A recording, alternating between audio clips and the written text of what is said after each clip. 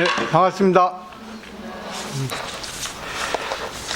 아이고, 태풍이 지나고 나니까 참 날이 좋네요. 전형적인 가을 날씨. 포근한 햇살이 이렇게 비춰들고 시원한 바람이 간간히 불고. 그렇지만 또 아침 저녁으로는 많이 춥더라고요. 그게 전형적인 가을 날씨겠죠. 이런 자연의 이치가 우리의 마음을 이렇게 편안하게 해주는 것 같아요. 오늘은 임재록 교재 233쪽에 14-31번 명자를 잘못 알고 있다라고 무의스님이 제목을 붙였어요. 명자는 이름과 글자입니다. 대승기술론에도 이 명자가 나오고 있거든요. 이 명자는 우리가 자기 생각으로 상대에게 이름을 붙이고 상대에게 라벨을 붙입니다. 그리고 자기 보호를 하고 또 비교 분별을 하죠. 그러니까 오늘 내용을 보시고 왜 이런 제목을 붙이셨는가 한번 보도록 하겠습니다. 오늘날 학인들의 깨닫지 못하는 것은 대개가 이름과 문자를 잘못 알아서 아르마리를 내기 때문이다. 이거는 뭐겠어요? 부처님께서 깨달은 진리의 내용을 어차피 이름과 말로 표현할 수밖에 없습니다. 왜? 인간 세계는 말이 전부니까, 거의 전부죠. 이름, 말, 글자. 근데 그 글자 속에 있는 걸 깨달아야 되는데 이 글자에 걸리는 거죠. 우리는 항상 말에 걸립니다.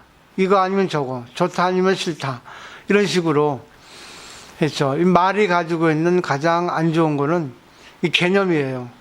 개념이라는 거는 좋다 나쁘다 상대적인 개념이죠.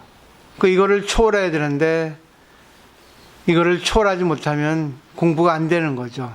내가 좋다고 해도 상대방이 볼 때는 안 좋을 수가 있어요. 그래서 하나의 사물을 놓고 볼 때 좋다 나쁘다 하고 이렇게 이름을 붙이지만 그건 절대적인 게 아니라는 거죠. 좋은 것 속에 나쁜 거 보고 나쁜 것 속에 좋은 거 볼 수 있어야만이 진짜 이름, 글자의 뜻을 알 수 있을 겁니다. 큰 공책에다가 죽은 노인들의 말씀을 베껴가지고 3겹, 5겹 보자기에 싸서 다른 사람들이 보지 못하게 하고 그것을 오면한 이치라 하며 애지중지하는데 아주 잘못된 일이다. 저도 한 10몇 년 전에는 그냥 새로운 거를 발견하면 그거를 그냥 아꼈어요. 아끼고 남에게 프린트 해주지 않고 그랬는데 시간이 지나니까 그거는 이름일 뿐이고 글일 뿐이다, 말일 뿐인데 그거를 공부하는 사람이 들어도 깨닫는 사람이 있지만 오히려 나빠지는 사람도 있고 그거를 어떻게 받아들이는가 하는 것은 그 사람 몫이다, 이런 생각을 하게 됐어요. 그래서 아무리 좋은 가르침이다 하더라도 받아들이는 사람이 어떻게 받아들이냐에 따라서 다르거든요. 벽암록에 이런 말이 있습니다. 약병상치란 말이 있거든요. 우리 약병상치는 약하고 병은 서로 치료한다, 이런 뜻이에요. 참 재밌는 말입니다. 우리가 병에 걸리면 약을 먹어요. 근데 병에 걸려서 약을 먹는데 그 약에 집착해 가지고 약이 오히려 독이 된다는 거죠. 그냥 결국 독하고 약하고 같이 없애야 된다는 거죠. 이거는 물리적인 우리 육체적인 것만이 아니라 우리 정신세계도 마찬가지예요. 우리가 공부를 해서 글자를 보고 명자를 보고 공부를 해서 자기가 뭔가를 얻었으면 얻었다는 것도 놔버려야 돼요. 흔적을 없애야 되거든요. 근데 얻었다는 거에 흔적을 갖고 그거를 고집하니까 남하고 대립이 됩니다. 이거를 말씀하는 거예요. 그러니까 얻었다는 것까지 없애야 된다는 거죠. 그래서 문수보살이 선제동자에게 그런 말을 하죠. 약이 되지 않는 걸 갖고 와봐라 하니까 약이 되지 않는 게 아무도 없거든요. 그 약이 되는 걸 갖고 와봐라 하니까 전부 약이 되는 거거든요. 거기서 문수보살이 이렇게 얘기합니다. 이 세상의 모든 건 약이 된다. 근데 그게 약이 되기도 하고 독이 되기도 한다. 결국 그거를 인간이 어떻게 쓰냐에 따라서 약이 되기도 하고 독이 되기도 하고. 그렇기 때문에 오늘 임재 스님 말씀하신 것은 바로 그것이 아닐까 하는 생각을 해봅니다. 그러니까 항상 우리가 부처님 가르침, 조사님 가르침을 딱 자기가 좋은 거를 듣고 자기 것만 이거 최고다 하고 이걸 보물처럼 간직한다는 거죠. 그리고 거기에 걸려버리니까 문제가 되는 겁니다. 그 다음에 눈 멀고 어리석은 바보들아, 그들은 말라빠진 뼈다귀에서 무슨 국물을 찾고 있는가. 그걸 부처님이 하신 말씀, 글귀, 조사님들의 그런 가르침은 말라빠진 뼈다귀예요. 개도 안 먹어요. 그 안에 진짜 진국이 들어있는 거 있는데 그걸 빼먹어야 되는데 글을 빼먹지 못하고 그냥 형상적인 글, 말, 가르침, 이름 거기만 매달려 있는 거예요. 그는 말라빠진 뼈다귀, 그 진국이 빠진 뼈다귀라고 하는 거거든요. 그냥 그 안에 들어있는 깨달음을 우리가 얻어야 됩니다. 이게 한 단락이야, 이게.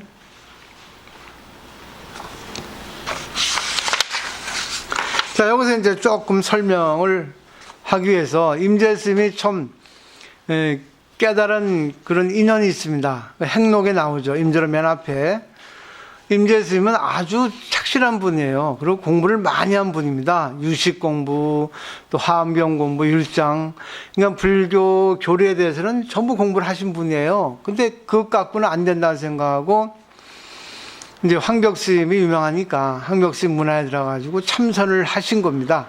3년 동안 하고 있는데 그 옆에 이제 선배가 목주 스님이라는 분이 계셨는데 목주 스님이 임재 스님을 보니까 그러시거든요. 인물이거든요. 그래서 임재 스님에게 말했습니다. 그대는 왜 입실하지 않는가? 입실이라는 거는 왜 스승의 허가를, 그러니까 말하면 인가를 받지 않는다 그런 거예요. 스승에게 가서 문답을 해서 스승의 인가를 받아야 되지 않는가. 그래서 입실, 방에 들어간다는 얘기거든요. 어떻게 해야 할지 몰라서 그렇습니다. 하니까 목주 스님이 그런 거예요. 가서 불법 적적 대의가 무엇입니까? 라고 물어보면 어떻겠니? 했어요. 불법의 적적이라는 것은 요지입니다. 진수입니다. 아주 진짜 핵심 포인트예요. 적적 대의.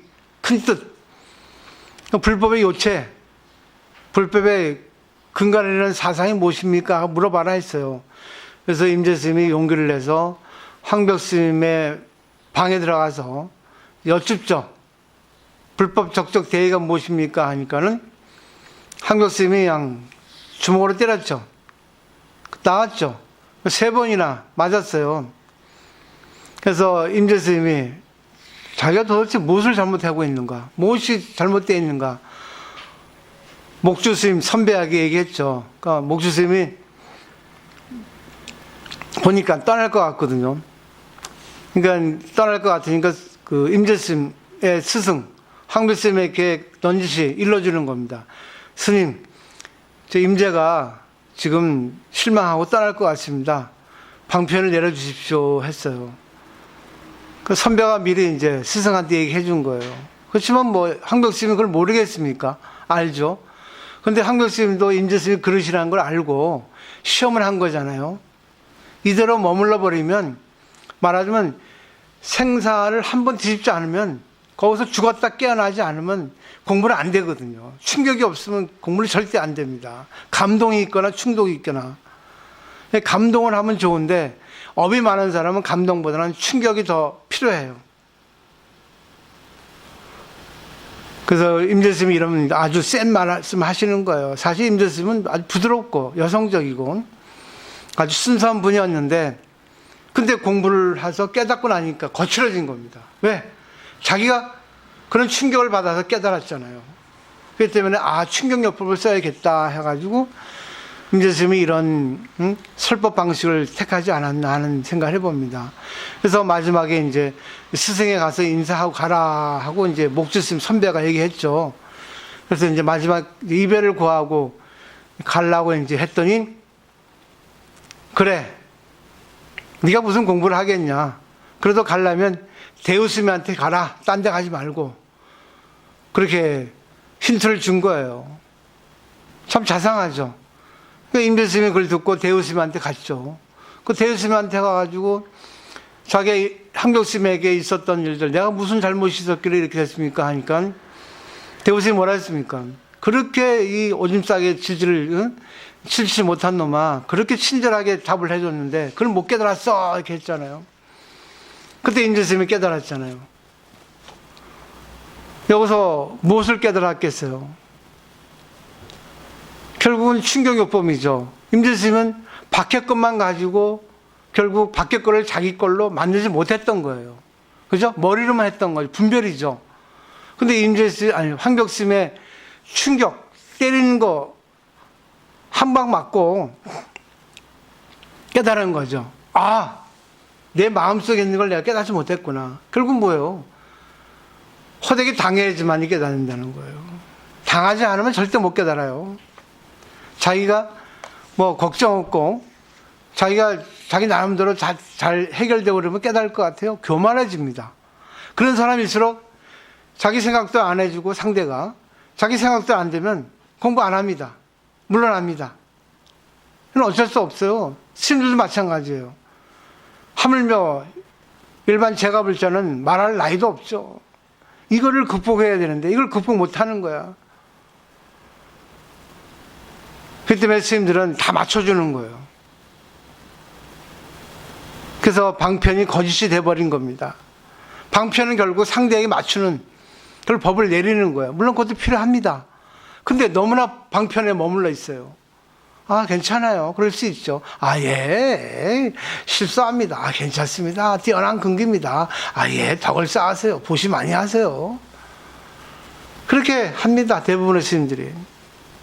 그러면 저는 부자 돼요. 신도 많아져요. 우리 스님 진짜 너무 자상하고, 날 이해해주고, 나를 생각해주고, 날 귀히 여겨준다. 얼마나 좋겠어요. 무슨 공부가 되겠어요. 무슨 공부에 어리광이 나오지. 착각에 빠져 있는 겁니다. 임재스님이 기획하고 있잖아요. 오늘 프린트를 준비했어요. 이제 공부를 열심히 하세요. 저는 준비를 많이 해드릴 겁니다. 첫 번째, 이거 벽암령에 나오는 겁니다. 법신이라는 것을 얘기하는 겁니다. 설봉스님이라는 분이 있었어요. 그분의 제자에 태원에 부상자라는 분이 있었거든요. 근데 이분은 학승이에요. 학승은 저처럼 교학을 공부하는 겁니다. 열반경을 강의하고 있었습니다. 근데 그때 법신에 대해서 설명을 하고 있는데, 법신이라는 것은 이 세로로 삼재, 세로는 그 수직 관계이기 때문에 시간이죠. 과거, 현재, 미래를 다 하고, 가로, 공간이죠. 시방, 상하에 투철하다, 이런 뜻으로 얘기한 거예요. 맞죠? 법신은 그렇습니다. 시간, 공간을 초월하니까. 우주라는 것은 영원한 시간, 영원한 공간이거든요. 말로는, 이론으로는, 명자로는 그렇습니다.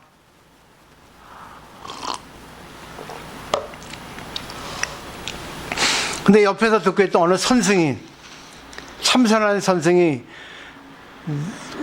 듣고 있다 보니까 웃기거든요. 그래서 그냥 실수를 한 거예요. 피식 웃었습니다. 그래서 부상자는 그 모습을 보고 법자에서 내려와 가지고 그 선생에게 물어봤죠. 제가 강의하는 그것에 뭐가 잘못된 게 있습니까? 강석이라 하죠. 강의하는 해석. 그러니까 그 선생이 말했어요. 선자가. 당신은 법신 양변의 일은 강의할 수 있지만 법신 그 자체, 법신 질변의 것은 아직 모르고 있다. 법신의 양이라는 것은 법신 주의 것만 알고 있지 법신 그 본체에 대해서는 모른다는 얘기입니다. 우리가 그랬죠. 상대를 알고 있는데 상대의 진심을 모른다는 거. 그죠? 본체, 진실을 모른다는 거죠. 그래서 그 상자, 그 강주, 그 부상자는 물었어요. 참 대단하죠. 교만할 텐데 물었습니다. 그럼 어떻게 하면 알 수 있겠습니까? 했어요. 그 선생이 말했습니다. 당시 지금 강의 잠시 중단하고 참선하십시오. 자선하십시오. 그러면 당신 스스로가 부처님의 마음의 눈을 열 날이 올 것입니다. 이렇게 말한 거예요. 결국 지금까지 공부했던 모든 거리를, 모든 그 가르침, 이론, 명자를 머리로 분별하지 말고 마음으로 하나로 통일시켜라 그 말이죠. 자기 거로 만들라라 그죠? 그죠? 소화시켜라 그 말이죠. 우리가 뷔페에 가보면 이것저것 많이 먹잖아요. 근데 소화력이 왕성한 사람은 다 소화시키죠. 근데 소화력이 약한 부족한 사람은 체하거나 설사하죠.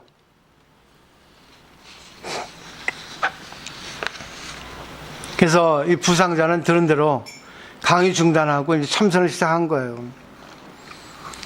계속 참선을 했습니다.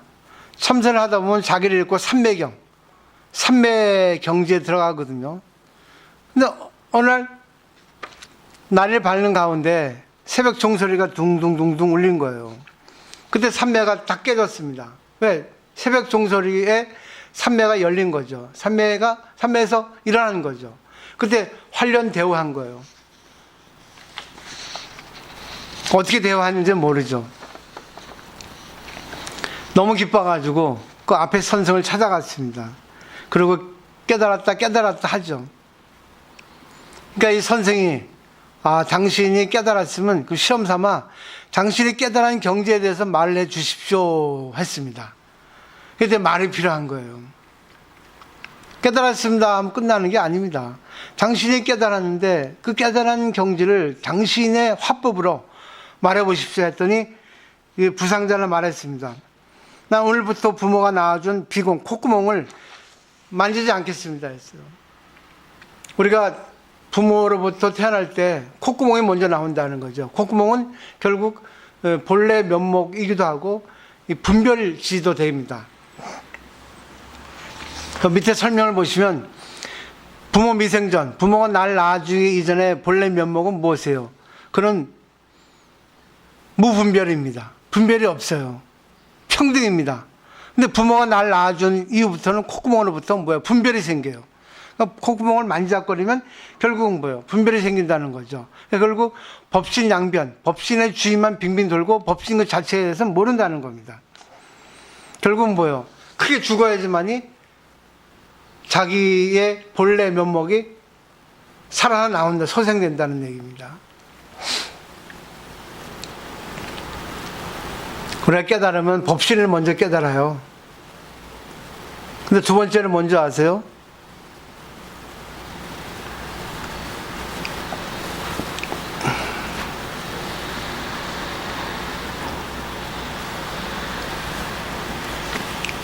두 번째는 기변입니다.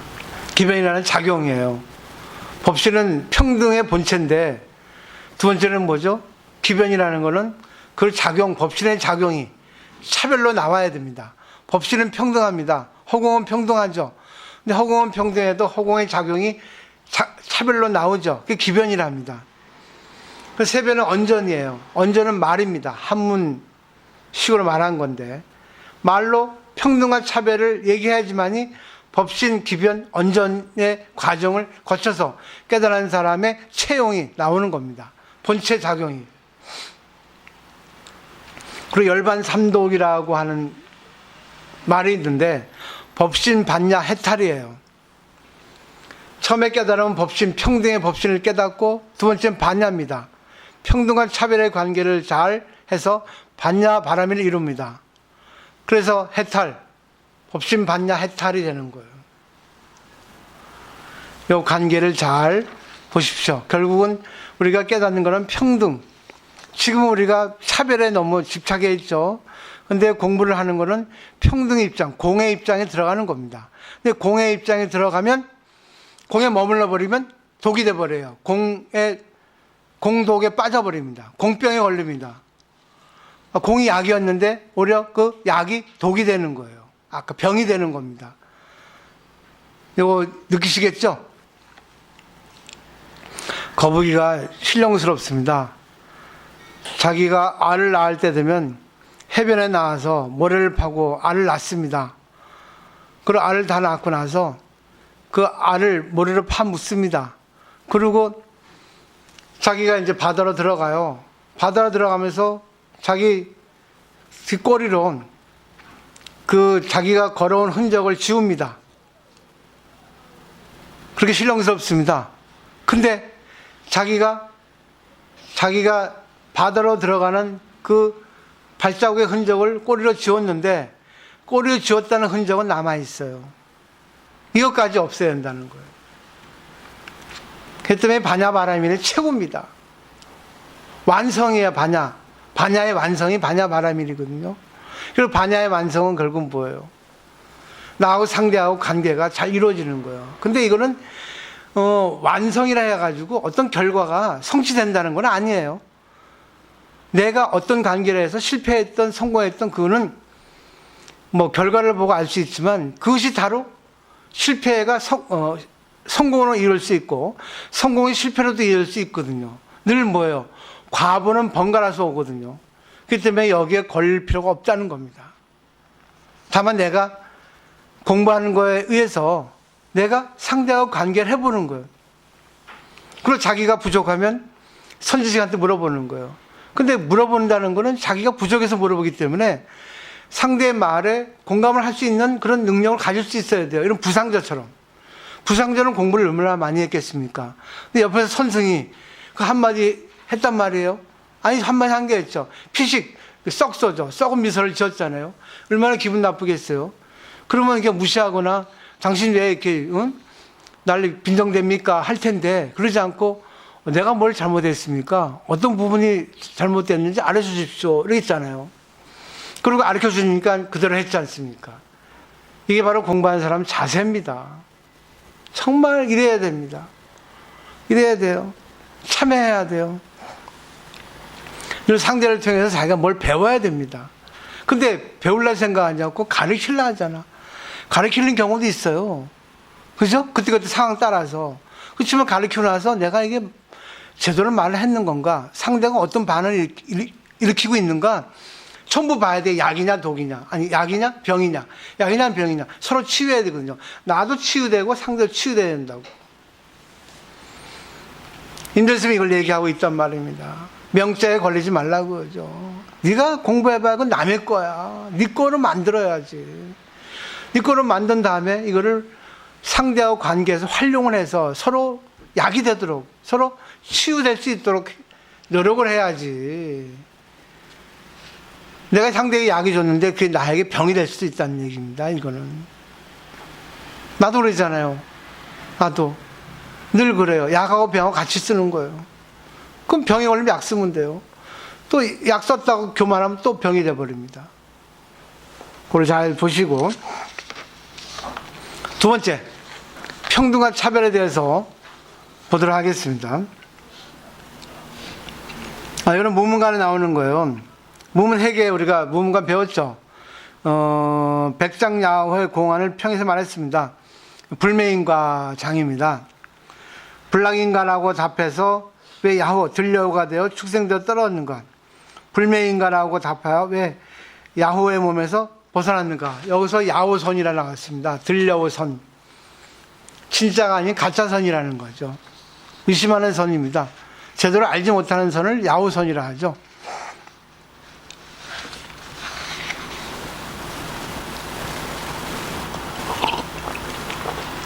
이 내용에 대해서는 알았죠? 알고 있죠? 백장 회심의 회상에 어느 노인이 매일같이 법문을 들어오죠. 그러니까 그 백장 스님이 그 노인이 조금 궁금해서 이렇게 물었죠. 그때 자기는 전생이 여기 주지였는데 지금 여우의 몸을 받고 있다. 500년 동안이나. 왜 그러냐 하니까는 어느 운수납자가 깨달은 사람도 인과법에 떨어집니까 해서 내가 불락인과 인과법에 떨어지지 않는다고 답했는데 그 뭐 잘못됐는지 여우의 몸을 받았다.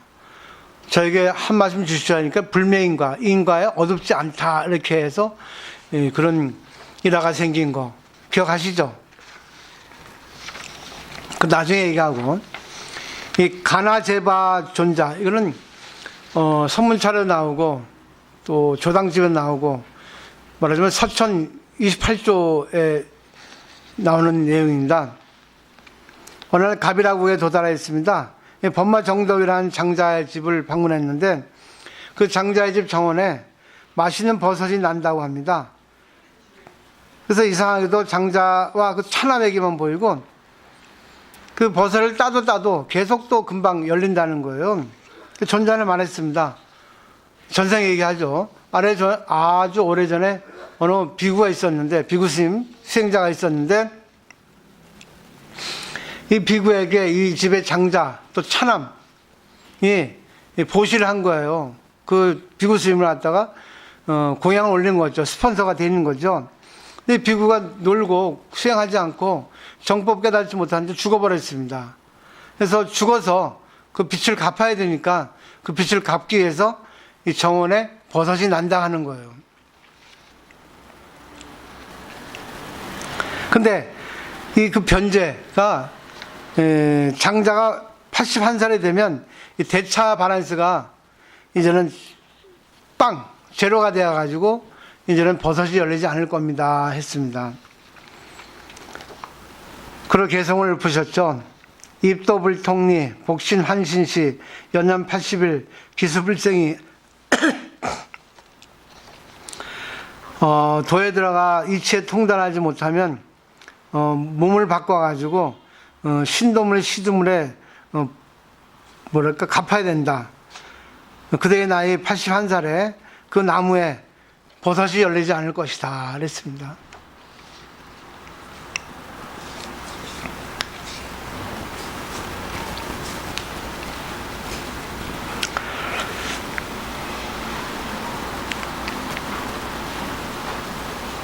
분명히 깨달으면 본래공,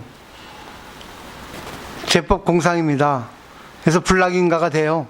인과에 떨어지지 않습니다. 인과법에 저촉되지 않아요, 사실은. 본래 공이면. 근데 그걸 잘 해석해야 됩니다. 인과에 떨어지지 않는 게 아니라 어떤 결과적인 안 좋은 인과법의 결과를 받아도 거기에 무심하다는 겁니다.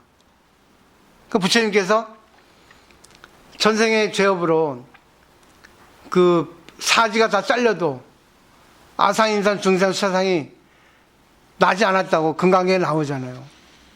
그러니까 어떤 상대가 나에게 오해를 하고 나를 갖다가 누명을 씌우고 나에게 불이익을 줘도 거기에 휘둘리지 않는 게 바로 본래공을 깨달은 사람의 경지입니다. 그게 바로 불락인가예요. 맞아요. 그래서 진공무상의 경지가 있는 거예요. 이거 이해하시겠어요? 불락인과는?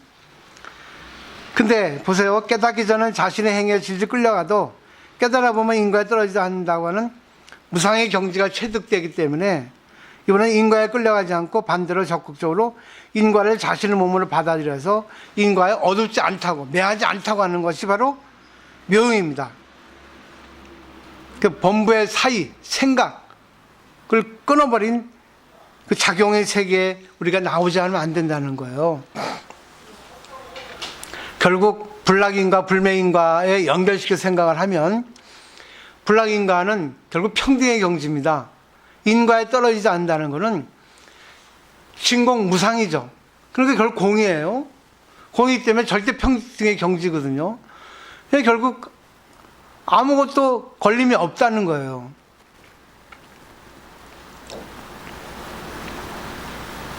근데 중요한 거는 거기서 차별의 경지에 나오지 않으면 안 됩니다.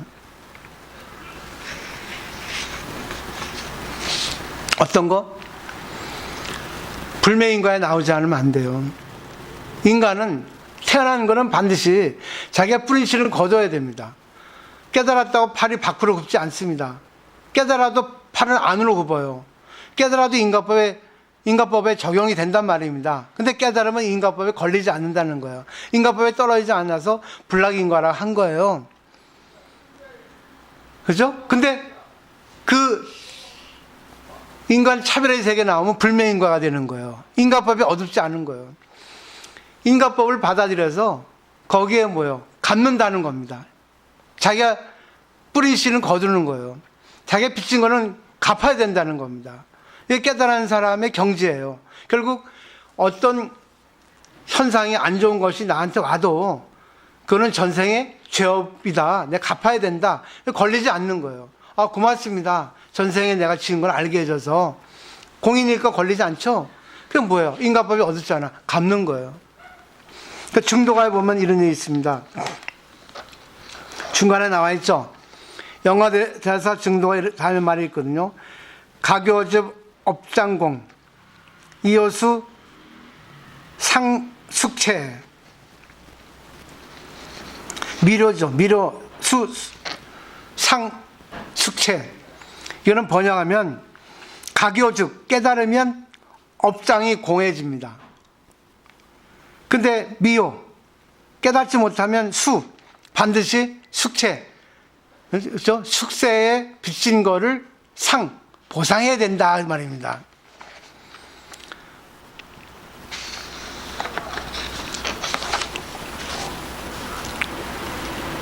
그러면 한번 보세요.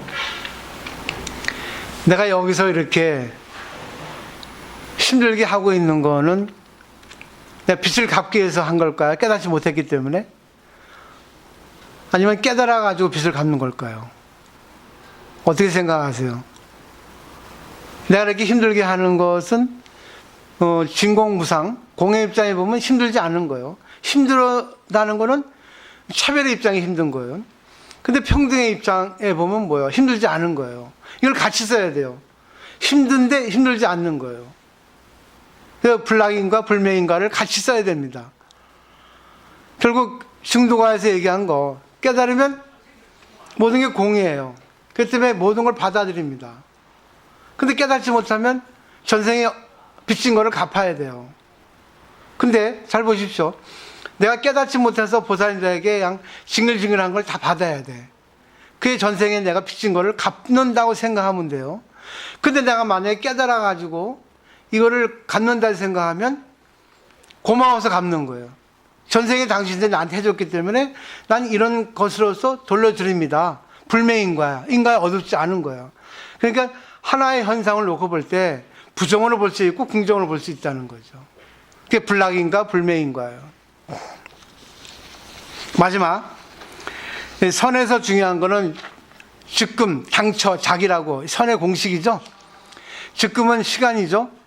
당처는 공간이죠. 자기는 자기가 주인공입니다. 항상 자기가 주인공이에요. 이것도 무문관에서 나오는 겁니다. 오조법연 화상이라는 분이 유명합니다. 석가도 미륵도 저의 노예다. 자, 말해보라. 저. 대명사죠. 네? 2인칭 대명사죠. 저란 누군가.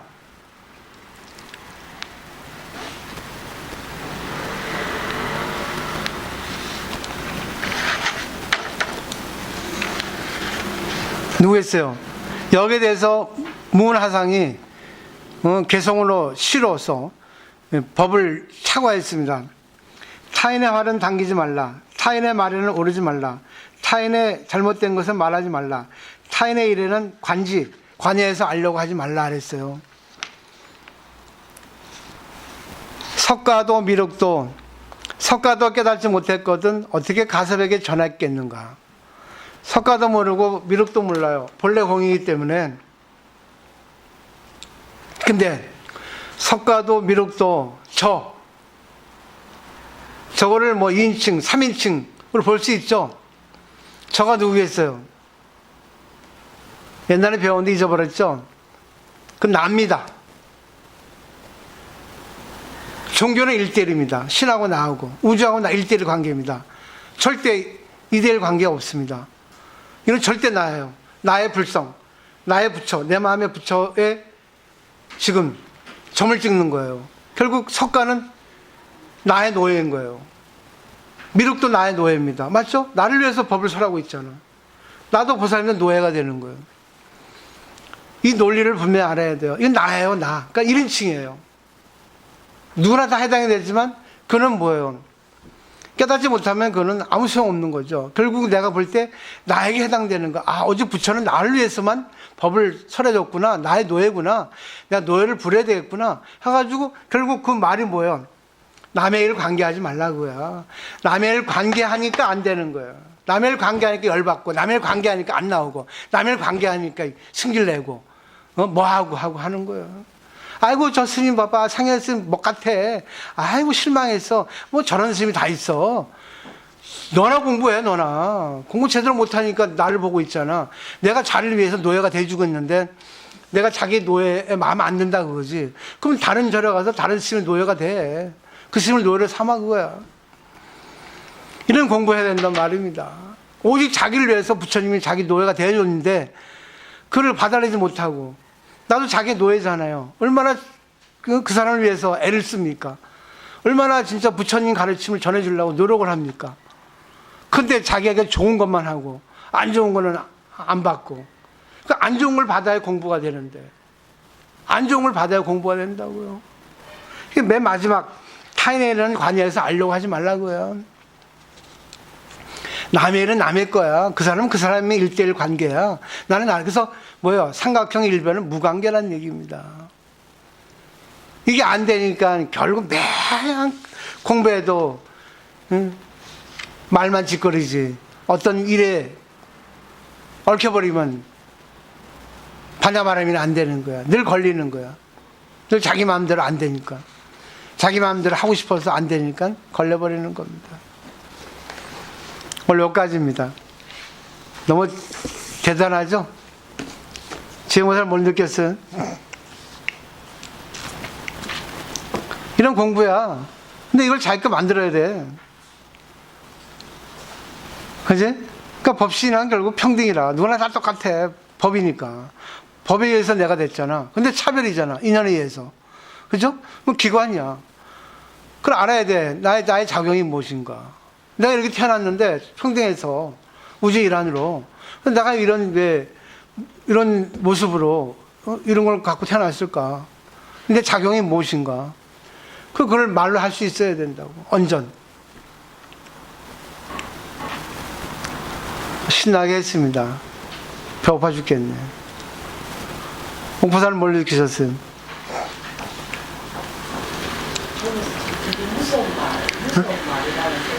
그죠? 무서운 말. 네. 그러니까 그렇게 말로 표현해야 돼요. 무서운 말, 그 한마디에 벌써 뭔가 느꼈다는 거지. 그죠? 자기 자신이 부처가 되고 노예가 되는 거야. 부처와 노예를 같이 이렇게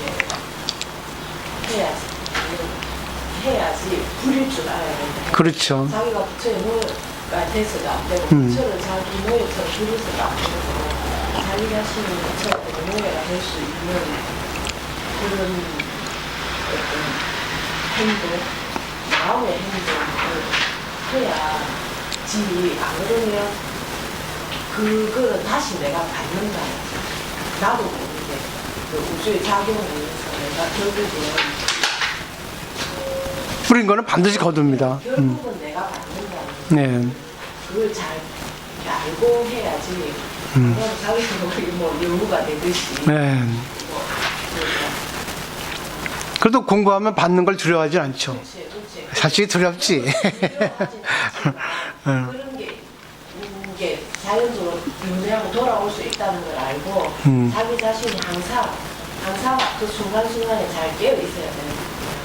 실수를 하면 인간이다 보니 실수도 할 수 있고 하는데 그때 바로 바로 알아차릴 수 있어야 되겠다. 늘 깨어 있어야 됩니다. 남주보살은